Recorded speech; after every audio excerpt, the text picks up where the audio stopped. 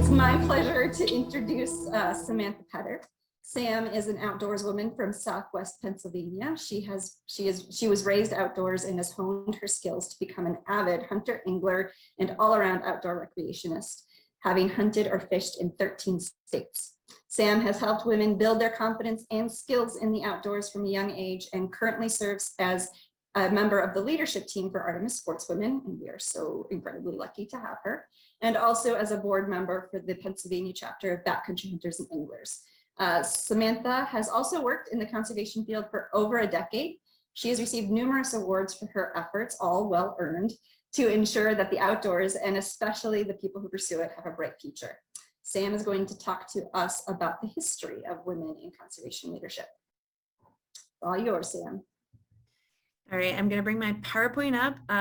This is for your benefit by doing a PowerPoint. It's not always fun to have that there, but I just wanted to provide some background for everybody here.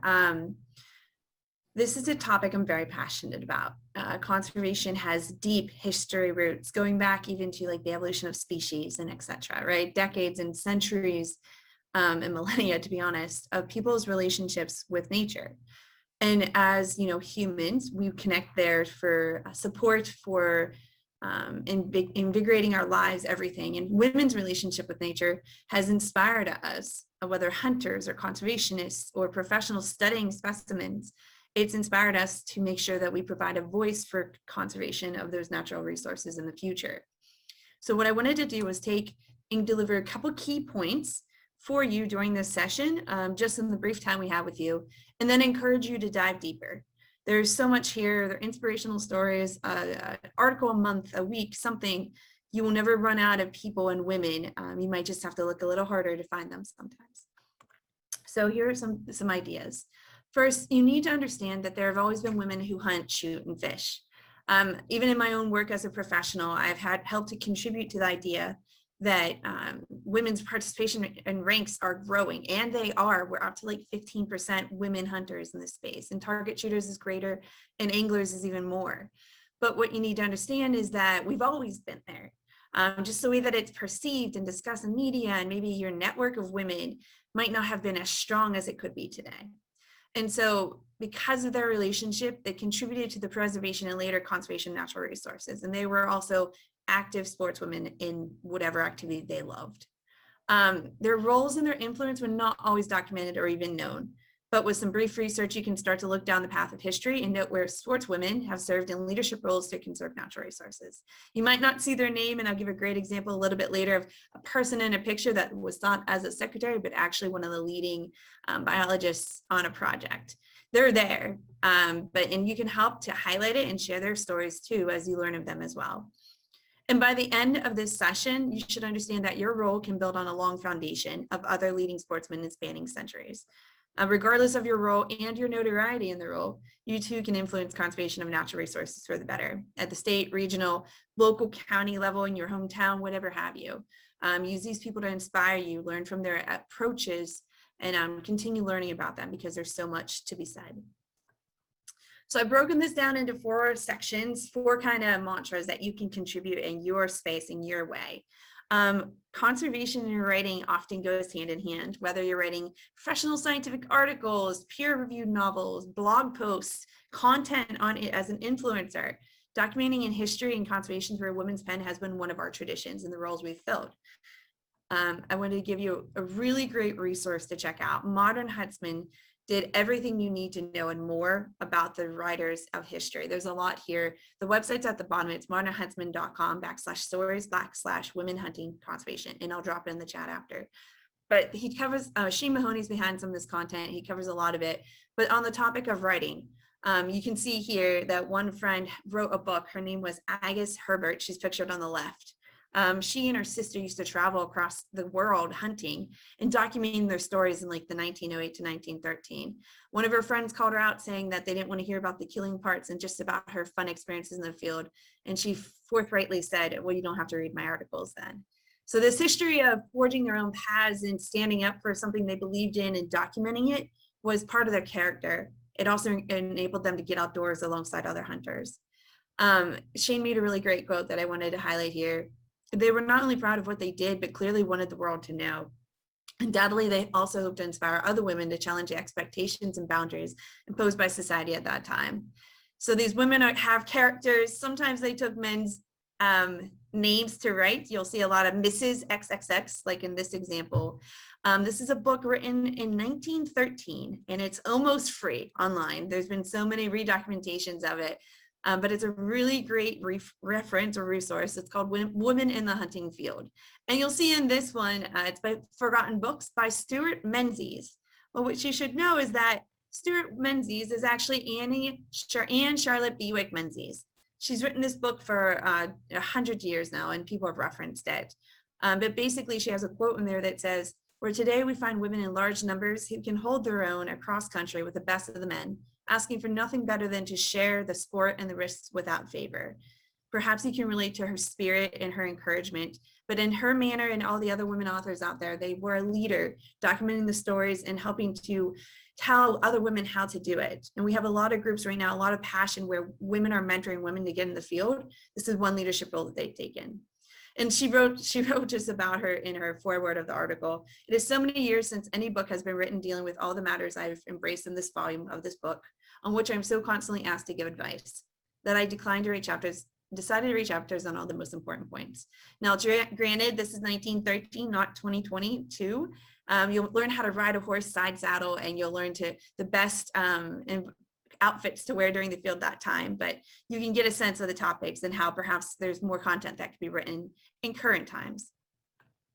So if you're a writer and author, there's a chance for you to lead just as many women before you have done. Another topic is women as organizers, and this is the one where I have to put myself in slides.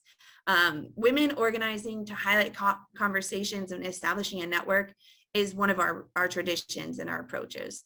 The unified voices for a common conservation mission and raising awareness of the value of natural resources. My favorite is people related to the passing and establishment of the National Wildlife Federation. In a time, and I have 3 articles right now, I'm keeping it short, but Ding Darling wrote and helped to motivate a bunch of people to focus on conservation and the need that we actually have to have modern day wildlife management. And that started a ton of effort. National Wildlife Federation, as you may know, also is where Artemis Sportswomen is housed. So keep that in mind, that there is rich history just in this organization alone too. So while Ding was documenting the need through his historical articles and cartoons, he also started to document some history. And I'm going to jump here. This is one of my favorite cartoons from Ding. It's the subtitle is "The Conservation Interests Can Get What They Need if they will pull together." That's what it says on the bottom of it. And he has all these pictures of people calling upon Congress to pass the Pittman-Robertson Act and other key conservation funding opportunities. You have ornithologists, Audubon, state game and fish agencies, big hunters from the West, federated rod and gun clubs, 4-H clubs, soil conservationists, and 14 million sportsmen who buy hunting and fishing licenses. And if you highlight right here and you lean in, you also see federated women's clubs and garden clubs and outdoor girls. And then women sportsmen are concerned too, or something like that is what it says down there. So he documented that there was this element of advocacy, even back in like the 1930s, for supporting conservation led by sportswomen's groups. So we have a strong foundation on the organizational side, just alongside your Ducks Unlimited, your Pheasants Forever, that women organizations were there as well. Here's a really just quick snapshot of that garden club, because the garden club played a couple key roles. First of all, it was the organization. It was the social network of the early 1900s to the 1930s. These women during that time may have had different roles than we fulfill right now in outside the homes, but they led key pathways to help get some of our critical systems we have in place right now, such as Mary Bell King Sherman, who helped to establish a National Park Service. H.C. Boggart, who you'll hear about a little later, helped to push for a memorial forest in every state so that they could have seedlings to ensure we had reforestation opportunities. Women were also around to pass the U.S. Forest Service, National Reclamation Act, Pittman-Robertson Act, Fisheries Acts as well.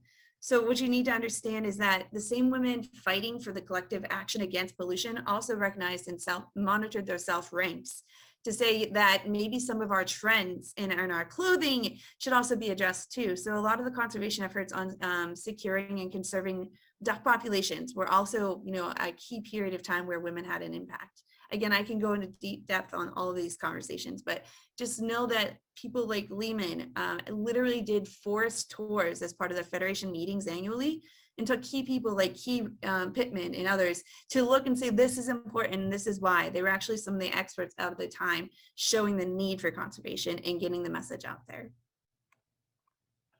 So while they organized and advocated and spread the word, there was another core group of women heading into the profession. And Marcia, let me know on time here. I'm making sure I'm keeping it quick. Contributing to the pursuit and study of wild specimens, often without recognition. All I need to do is point you towards a growing series of literature and key women that are still active today, like Winifred Kessel and Selma Glasscock, are highlighting the women in conservation that often went unrecognized and trying to document their contributions.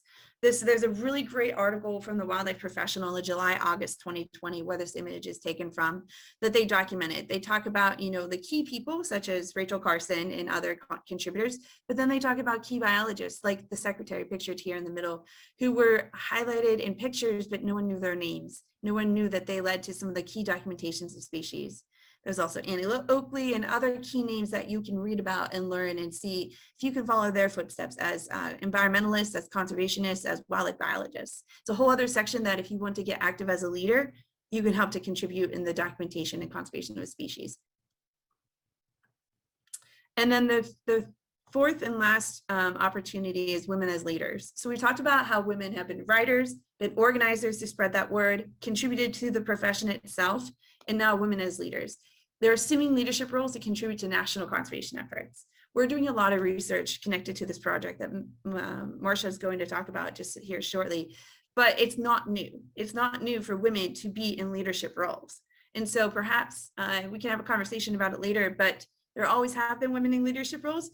There can be more women in leadership roles even back then and today. And that's why we're here. We're here to inspire you. So here's a couple examples, and this is the geekiest stuff. This is Google searches for hours with a glass of wine kind of stuff, but it's cool.